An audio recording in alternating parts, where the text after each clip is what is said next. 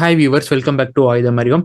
சமீபத்தில் நம்ம defence acquisition council meeting நடந்து ஆயுதங்கள் கொள்முதல் பண்றதுக்காக 100 கோடி 200 கோடி இல்லை மை டியர் ஃப்ரெண்ட்ஸ், முழுசாக 3,60,000 கோடி ரூபாய் அப்படிங்கிற மிகப்பெரிய தொகையை ஒதுக்கி இருக்கிறாங்க நம்மளுடைய நாட்டை பாதுகாக்கிறதுக்காக. இந்த 3,60,000 கோடி அப்படிங்கிறதுல நம்மளுடைய வரி பணம் அப்படிங்கிறது பெரிய பங்கு வகிக்குது.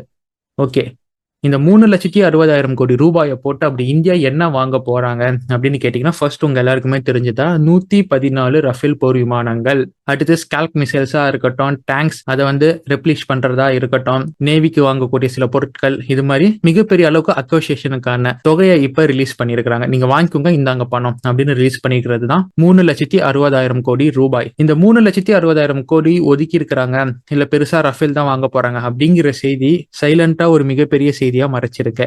அதுதான் ஒரு டெட்லி காம்போவை பத்தின பேச்சு. அதாவது அடிஷனலா S-400 வாங்க போறாங்க அண்ட் பான்ஸ்டர் S-1 அப்படிங்கிற வேரியன்ட் தெரியல, பட் பான்ஸ்டர் ஏர் டிஃபென்ஸ் சிஸ்டமையும் இந்தியா கொள்முதல் பண்ண போறாங்க ஃப்ரம் ரஷ்யா. ஸோ இன்னைக்கான காணொலியில ஏற்கனவே இந்தியா கிட்ட S-400 சிஸ்டம் இருக்கு. கூடுதலாக எதுக்கு S-400 சிஸ்டம்? S-400 சிஸ்டம் காட்டிலும் பான்ஸ்டர் அப்படிங்கிற ஏர் டிஃபென்ஸ் சிஸ்டம் அவ்வளோ சிறப்புக்குரியதா அப்படிங்கறது எல்லாமே பார்க்க போறோம். இல்ல இதோட டெட்லி காம்போவா அப்படிங்கிறதையும் நம்ம ஒரு கண்ணோட்டத்துல கொண்டு பார்க்க போறோம். ஸோ ஆஸ் யூஷுவல் இது நியூஸ் அப்படிங்கிற மாதிரி நம்ம கொண்டு போறது இல்லை, இதற்கு பின்னாடி என்ன இருக்கு ஒரு அனாலிசிஸா நம்ம கொண்டு போக போறோம். நீங்கள் பார்த்து கொண்டிருப்பது ஆயுதம் அறிவோம் டிஃபென்ஸ் அப்படிங்கிற நம்ம யூடியூப் சேனலை சப்ஸ்கிரைப் பண்ணிட்டு வாங்க. இது மாதிரி பல உலக அரசியல் சம்பந்தப்பட்ட நிகழ்வுகள், ஆயுத கொள்முதல்கள், ஆயுத உருவாக்குதல், ஆயுதம் எப்படி செயல்படுது அப்படிங்கிறது எல்லாமே உங்களுக்கு அக்கு வேற ஆணி வேற நம்ம விவரிப்போம். ஸோ சேனலை சப்ஸ்கிரைப் பண்ணிட்டு வாங்க. Let's dive into it.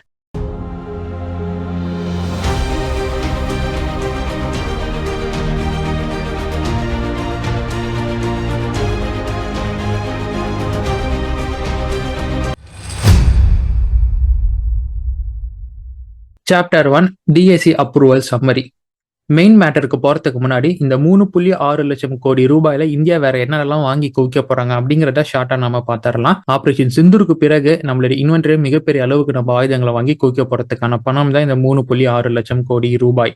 So இதெல்லாம் ஷைடிஸ் அப்படின்னு நீங்க நினைச்சுக்காதீங்க, இது ஒவ்வொன்றுமே main course. First MRFA deal தான். ஸோ 114 ரஃபேல் போர் விமானங்களை நம்ம புதுசா பிரான்ஸ் கூட இருந்து வாங்க போறோம். அதுல 20 போர் விமானங்கள் அப்படிங்கிறது டைரக்டா டெலிவரி ஃபிளை பை கண்டிஷன்ல வரும் அப்படின்னு எதிர்பார்க்கப்படுது. அண்ட் மிச்சம் இருக்கும் போர் விமானங்களை இந்தியாவில் அசம்பிள் பண்ணுவாங்க, இல்ல 50 or 60% based on deal manufacture பண்றதுக்கான வாய்ப்புகள் இருக்கு.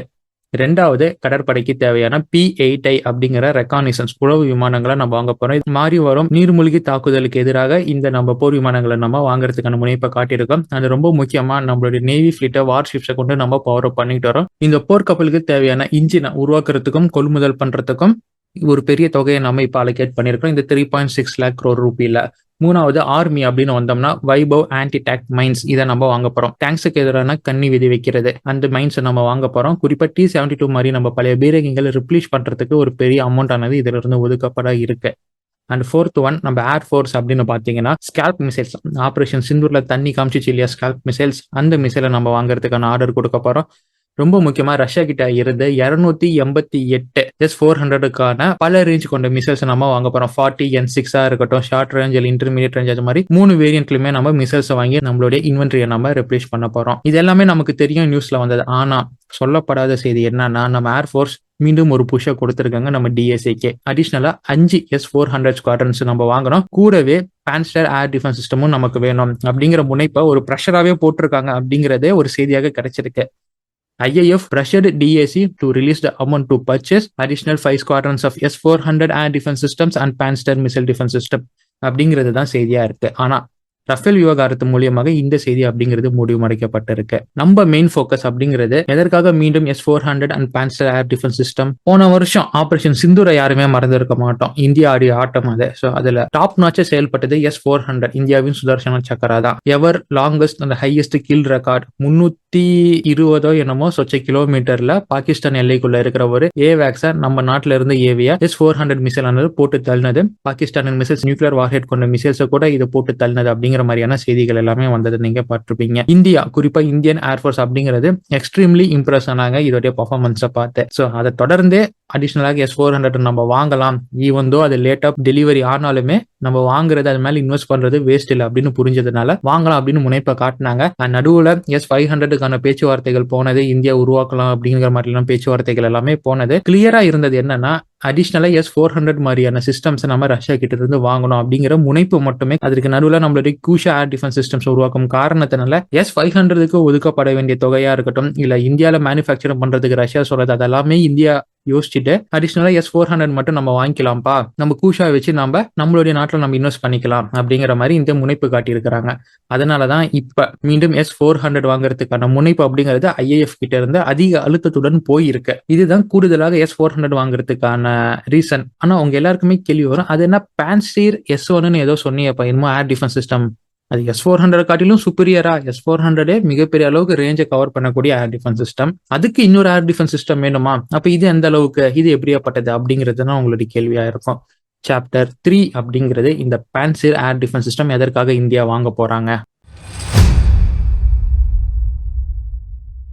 S-400 ஏர் டிஃபென்ஸ் சிஸ்டம் அப்படிங்கிறது பாகுபலி மாதிரி லாங் ரேஞ்சில் பெரிய பெரிய ஏவுகணைகள், தாக்குதல், வானூர்திகள் இதெல்லாமே அழிக்கிறதுக்கு துல்லியமாக நம்ம பயன்படுத்தலாம் வித் நோ டவுட்.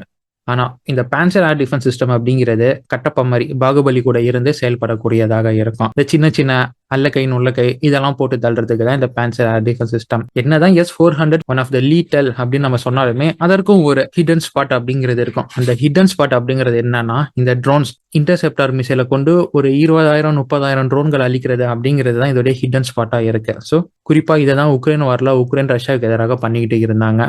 ஸோ அந்த தப்பை இந்த இடத்துல நம்ம பண்ணக்கூடாது அப்படிங்கிறதுக்காக தான் இந்த பான்சர் ஏர் டிஃபென்ஸ் சிஸ்டம் அப்படிங்கிறது பாகுபலி கூட சேர்ந்து ஒரு கட்டப்பாவை நம்ம வாங்கி வைக்கிற மாதிரி. ஸோ S-400 முடியாது, அதனால நம்ம கூடுதலாக ஒரு ஏர் டிஃபென்ஸ் சிஸ்டம் வாங்குறோம்னு இல்லை. S-400 நம்ம ரொம்ப எஃபிஷியண்டா பயன்படுத்துறதுக்காக பான்சர் ஏர் டிஃபென்ஸ் சிஸ்டம் நம்ம வாங்க வேண்டிய கட்டாயத்திற்கு இருக்கிறோம். இப்போ இருக்கிற ட்ரெண்ட் அப்படிங்கிறதே ஸ்வாம் ட்ரோன்ஸ் தான். அதுவும் சீனா மாதிரியான நாடுகளை நம்ம எதிரி மாதிரி வச்சுக்கிட்டு ஸ்வாம் ட்ரோன்ஸ் அப்படிங்கிறத கவுண்டர் பண்ண ப்ராப்பரான டெக்னிக் இல்லைன்னா நம்ம தொக்கா போர் நேரங்களா மாட்டிப்போம். அதனாலதான் இந்த ஒரு இன்வெஸ்ட்மெண்ட்டை நம்ம ரொம்ப ஸ்ட்ராட்டஜிக்கா கொண்டு போறோம்.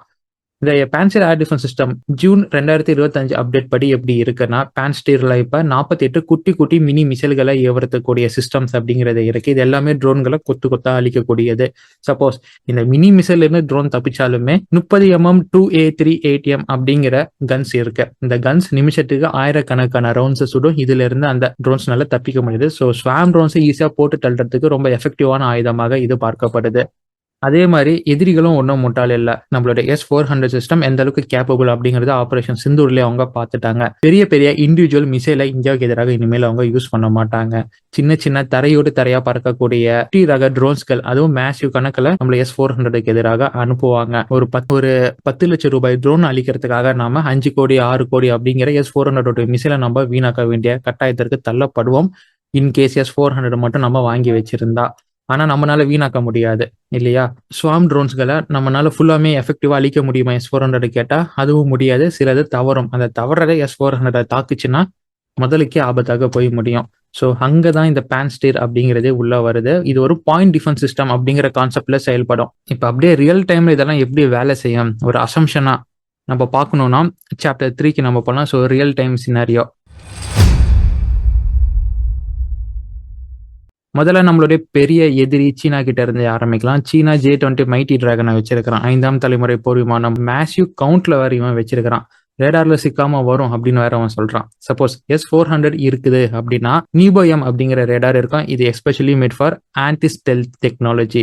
என்னதான் ஸ்டெல்த்தா இருந்தாலுமே இந்த நீபோ ரேடார் எப்படியோ ஒன்று அது கண்டுபிடிக்கும் திறனை கொண்டது.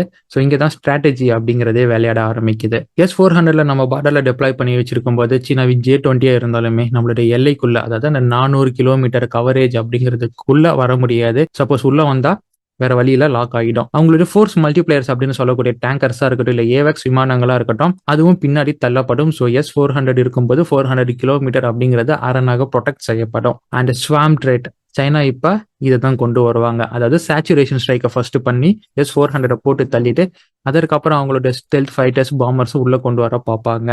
100, 200 அப்படிங்கிறது இல்லாம 1000, 2000 அந்த கவுண்ட்ல அவங்களோட ட்ரோன்ஸை இந்தியாக்குள்ள இறக்குவாங்க. என்னடா S-400 அதை 400 கிலோமீட்டர்லேயே டிடெக்ட் பண்ணும் திறமை இருந்தாலுமே ஒரே நேரத்துல அத்தனை டார்கெட்டை என்கேஜ் பண்றதுக்கு எந்த டிஃபென்ஸ் சிஸ்டமா இருந்தாலுமே திணறு ரீலோட் டைம்ல மாட்டிக்கும். அந்த இடத்துல ஒரு சேச்சுரேஷன் ஸ்ட்ரைக் அப்படிங்கிறது சீனாவால வெற்றிகரமா நடத்தப்படும். ஒன்ஸ் நம்மளுடைய பாதுகாப்பு அரண் உடைக்கப்பட்டா உள்ள வந்து விளையாண்டுட்டு போயிடுவாங்க சீனா. பான்ஸ்டர் அப்படிங்கிறது இது கூட நம்ம இன்டெகிரேட் பண்ணும் பட்சத்துல ட்ரோன்கள் எல்லாம் இதுக்கு ஒரு மாதிரி கொசு பேட்டை வச்சு அடிக்கிற மாதிரி அடிச்சு தள்ளிட்டு போயிட்டு இருக்கலாம். இதோடைய 30 ஆட்டோமேட்டிக் கன்ஸ் அண்ட் இதோடைய குட்டி குட்டி பீரங்கிகள் பெரிய அளவுக்கு வரும் ஸ்வாம் ட்ரோன்ஸை ஈஸியா பொசுக்கி தள்ளிடும். ஸோ S-400 அப்படிங்கிறது தன்னோட மெயின் டார்கெட்ல மட்டும் கான்சென்ட்ரேட் பண்ணோம்.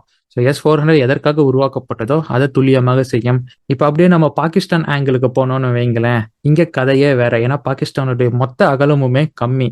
நம்ம பார்டர்ல நம்மளுடைய S-400 நிப்பாட்டணும்னா இஸ்லாமாபாத் வரை நம்மளால ஈஸியா டார்கெட்டை வைக்க முடியும். ஒரு F-16 கூட அங்கிருந்து டேக் ஆஃப் ஆக முடியாது. இதற்கு சிறந்த உதாரணமா நீங்க ஆபரேஷன் சிந்தூரியே எடுத்துக்கலாம். இஸ்லாமாபாத் மற்றும் முக்கிய இடங்கள் இருக்கக்கூடிய அவங்களுடைய F-16 கொண்டு போய் கராச்சியில அவனுங்க வச்சானுங்க. அதாவது கம்ப்ளீட் அவுட் ஆஃப் S-400 ஜோன்ல கொண்டு போய் சேஃபா நிறுத்தி வச்சாங்க. மீண்டும் அவங்களுக்கு அதே தான் ஏற்படும். ஆனா அவங்க கடைசி நேரத்துல டர்க்கி மற்றும் சில நாடுகளில் இருந்து வாங்கிய ட்ரோன்களை நமக்கு எதிராக ஸ்வாம் ட்ரோன் கான்செப்ட்ல பயன்படுத்த ஆரம்பிச்சாங்க. ஆனா இப்ப டர்க்கி கிட்ட இருந்து பேராக்டர் TB2 அப்படிங்கிற ட்ரோன்களும் வாங்கியிருக்கிறாங்க. நீங்க இந்த வெப்பன்ஸ் அண்ட் டிஃபென்ஸ் சிஸ்டம்ஸ் எல்லாம் நல்லா ஃபாலோ பண்றவங்களா இருந்தீங்கன்னா உங்களுக்கு தெரியும், அர்மேனியா அஜர்பைஜான் யுத்தத்துல இந்த பேராக்டர் 2 அப்படிங்கறது தரமா செயல்பட்டு இருக்கு. இந்தியாவுக்கு ஒரு தலைவலியாக இருக்கும். குறிப்பா இது மாதிரி S-400 வச்சுட்டு இதை சமாளிக்கணும்னா அது நமக்கு தான் நஷ்டமாக போகும். இதற்கு சரியான தீர்வு இந்த பான்சர் ஏர் டிஃபென்ஸ் சிஸ்டமாக இருக்கிறதுக்கு அதிக சான்ஸ் இருக்கு. ஸோ எதிர்காலத்துல பாகிஸ்தானா இருந்தாலும் சரி, ட்ரோனா இருந்தாலும் சரி, அவங்களை எப்படி எதிர்கொள்ளணும் அப்படிங்கிற ஒரு கான்செப்டோட தான் இந்தியாவின் விமானப்படை அப்படிங்கிறது நம்ம DACக்கு மிகப்பெரிய அழுத்தத்தை கொடுத்துருக்காங்க. Chapter 5 உக்ரைன் கிட்ட இருந்து கத்துக்கிட்ட பாடங்கள், உக்ரைன் லெசன்ஸ். இந்த ரஷ்யா உக்ரைன் யுத்தம் ஆரம்ப காலகட்டங்கள்ல, அதாவது நான் 2022 பேசிட்டு இருக்கிறேன், பழைய மாடல் பான்சர் ஏர் டிஃபென்ஸ் சிஸ்டமே, அதாவது S வேரியன்ட்டே ட்ரோன்களை சுட முடியாம திணறிக்கிட்டு இருந்துச்சு அப்படிங்கிற பேச்சுகள் இருந்தது. அது ஆக்சுவலா உண்மைதான். ஆனா ரஷ்யா அதற்குன்னு சும்மா உக்காரல. போர் நேரங்களே S வேரியண்ட்டை SM அப்படிங்கிற வேரியண்டாக அப்கிரேட் பண்ணாங்க. அந்த அப்டேட் ரஷ்யாவுக்கு உண்மையாலுமே கை கொடுத்தது. குறிப்பா இந்த அமெரிக்கா கொடுத்த ஹார்ம் மிசைல்ஸ், இது மாதிரியான மிசைல்ஸ் எல்லாமே S-400 போட்டு தள்ளிட்டு இருந்தது ஆரம்ப காலகட்டங்கள்ல. ஸோ சைஸ்ல சின்னதா தலைக்கு மேல இருந்து இறங்குது அப்படிங்கிற காரணத்தினால ரஷ்யாவின் S-400க்கு அது பிளைண்ட் ஸ்பாட்டாக இருந்து பல S-400 பேட்டரிஸ் இவங்க போட்டு தள்ளினாங்க. ஆனா அதை எல்லாமே பான்ஸ்டரை கொண்டு இவங்க ஃபிக்ஸ் பண்ணாங்க. குறிப்பா அமெரிக்கா கொடுத்த ஹைமாஸ் ராக்கெட்கள் மிக துல்லியமா தாக்கும் திறன் கொண்டது. அண்ட் அதை வச்சு பான்ஸ்டர் மாதிரியான ஏர் டிஃபென்ஸ் சிஸ்டம்களை போட்டு தள்ளிக்கிட்டு இருந்தாங்க. பிகாஸ் பான்ஸ்டருடைய கால்குலேஷன்ஸ் அப்படிங்கிறது நிறைய இடத்துல மிஸ் ஆனது. இந்த SM வேரியண்ட்டுக்கு ஒரு சாஃப்ட்வேர் பேட்சை கொடுத்தாங்க பாருங்க, அதுல இருந்து இதோடைய சக்சஸ் ரேட் அப்படிங்கிறது அதிகமா இருக்க ஆரம்பிச்சது. ஹைமாஸ் ராக்கெட்டோடைய ட்ரெஜெக்டரியை ஏர்லேயே துல்லியமா கணிச்சு ஏர்லேயே வெடிக்க வச்சு இன்டர்செப்ட் பண்ணது. ஸோ இப்போதைக்கு பான்ஸ்டருடைய சக்சஸ் ரேட் அப்படிங்கிறது ஹைமாஸ்க்கு எதிராக டாப் நாச்சில் இருந்துகிட்டு இருக்கு. அடுத்து நம்ம ஸ்டார்ம் ஷேடோ அப்படின்னு பார்த்தோம்னா, இது பிரிட்டன் கொடுத்த ஸ்டெல்த் க்ரூஸ் மிசைல்ஸ். இதை பத்தி உங்களுக்கு எல்லாருக்குமே தெரியும், நான் சொல்லணும்னு அவசியம் இல்லை. ரேடார் கண்ணில் சிக்காம லோ ஆல்டிடியூட்ல ட்ரெஜெக்டரியோட பார்க்கக்கூடியது தான் இதை சுடுறதுக்கு ரஷ்யா இப்ப பான்ஸ்டரை தான் நம்பி இருக்கிறாங்க. பிகாஸ் இவங்க ஒரு சாஃப்ட்வேர் பேட்ச் அப்டேட்டா கொடுத்தாங்கன்னு சொன்னோம் இல்லையா, அது வெறும் ரேடாரை மட்டும் எஃபெக்டிவா மாத்தாம அதுல இருக்கக்கூடிய எலக்ட்ரோ ஆப்டிக்கல் சிஸ்டமையும் ரொம்ப எஃபெக்டிவா மாத்திருக்கு. ப்ராப்பரா அதோடைய கால்குலேட் பண்ண முடியல அப்படின்னாலுமே இந்த எலக்ட்ரோ ஆப்டிக்கல் சிஸ்டம் கரெக்டா துல்லியமா பாயிண்ட் பண்ணி அதை அடிச்சுக்கிட்டு இருக்கு.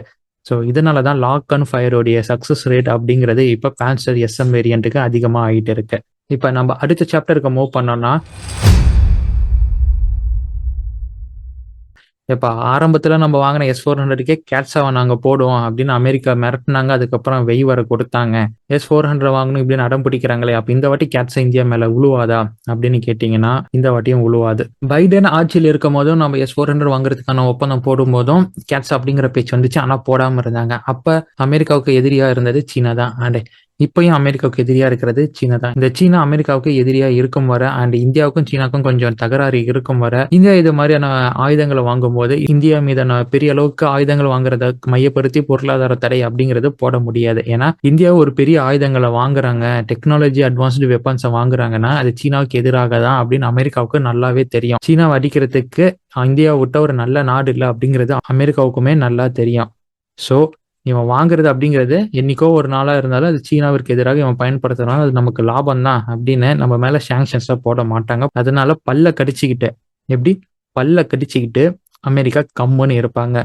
சப்போஸ் இந்த இடத்துல அந்த லிவரேஜ் மாறுது, இல்ல அமெரிக்கா சீனாவுடைய ரிலேஷன்ஷிப் கொஞ்சம் ஸ்மூத்தா போகுது, ஒரு 10 வருஷத்துக்கு எந்த பிரச்சனையும் வராது அப்படிங்கிற பட்சத்துலதான் தடையை அவங்க போடுவாங்க. அதனால இந்த கேட்ச தடையை பத்தியும் நம்ம பெரிய அளவுக்கு பயம் கொள்ள வேணாம்.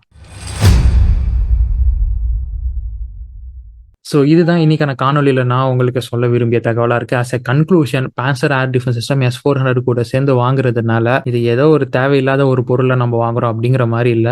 இது ஸ்ட்ராட்டஜிக்கா நமக்கு தேவையான முக்கியமான ஒரு ஆயுதம். நம்ம ஆகாஷ் மிசைல் டிஃபென்ஸ் சிஸ்டம் காட்டிலும் ரொம்ப துல்லியமாகவும் அண்ட் லோ காஸ்ட்ல அதிகமான ட்ரோன்களை கொள்ளும் அப்படிங்கிற காரணத்தினால இட்ஸ் எஃபெக்டிவ் ஆக்சுவலி. ஸோ இதை பற்றி நீங்கள் என்ன நினைக்கிறீங்க? ஓவராலாக டிஎஸ்சியோடைய அப்ரூவல்ஸ் 3.6 lakh crore ரூபிக்கு கொடுத்த அப்ரூவல்ஸை பற்றி நீங்கள் என்ன நினைக்கிறீங்க அப்படிங்கிறது எல்லாமே கமெண்ட்டாக நீங்கள் போடுங்க. அண்ட் இது போன்ற பல காணொலிகளையும் அதுக்கு பின்னாடி இருக்கும் என்ன ஒரு ஸ்ட்ராட்டஜி அப்படிங்கிறதையும் ஆழமாக தெரிந்து கொள்றதுக்கு நம்ம சேனலை போய் சப்ஸ்கிரைப் பண்ணுங்க. அண்ட் பல வீடியோக்களை பார்த்து நீங்கள் என்ஜாய் பண்ணலாம். Until it's signing off from ஆயுதம் அறிவோம் and stay tune for next video my dear friends. நன்றி, வணக்கம்.